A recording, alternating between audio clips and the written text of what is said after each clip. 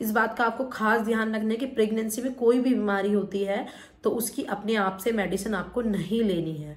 आपको पहले अपने डॉक्टर से कंसल्ट करना है कि मैंने ये सब उपाय भी कर लिए और मेरा फीवर बिल्कुल ठीक नहीं हो रहा है, तो वो ही आपको सजेस्ट करेंगे कि आपको उसके लिए मेडिसिन लेनी है या आपको क्या करना चाहिए। Please do not skip video, otherwise important information may miss.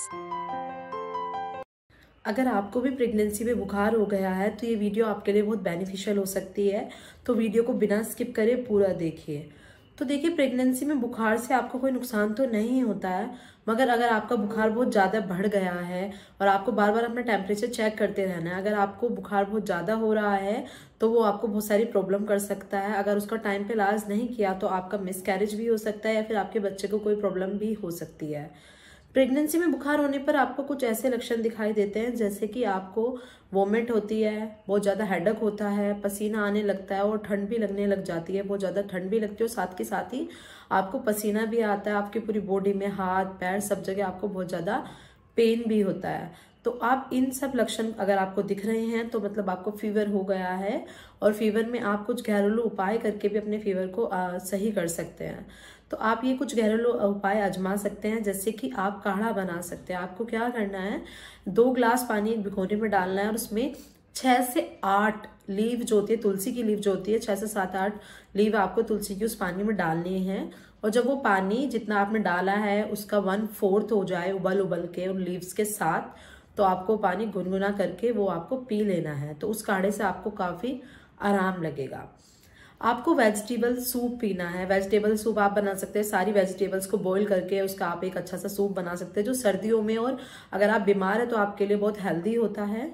अगर आपको कफ या कोल्ड भी हो रहा है फीवर के साथ साथ तो आप भाप ले सकते हैं। भाप लेने से आपका जो कफ है वो पूरा निकल जाएगा। आप भाप लेने के लिए स्टीमर का यूज भी कर सकते हैं, या फिर आप एक भिगोनी में पानी करके ऊपर से अपने ऊपर टॉवल डाल के और आप उससे भी भाप ले सकती हैं।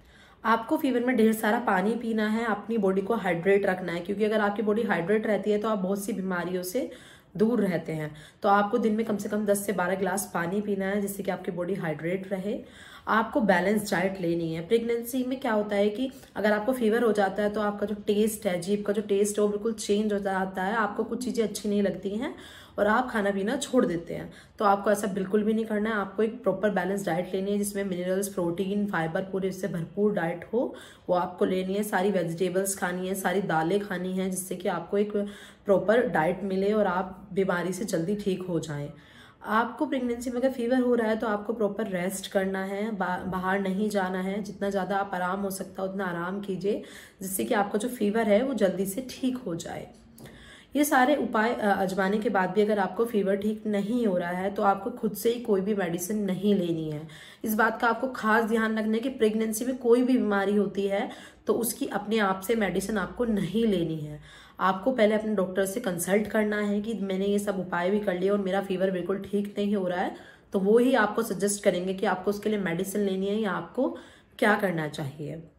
एक बात को और ध्यान रखना है, अगर तुलसी से या फिर कोई भी ऐसे उपाय जिससे आपको प्रॉब्लम को या फिर एलर्जी है तो वो चीज आपको नहीं लेनी है। किसी भी चीज से अगर आपको एलर्जी है तो वो आपको नहीं लेनी है, उसे अवॉइड करना है।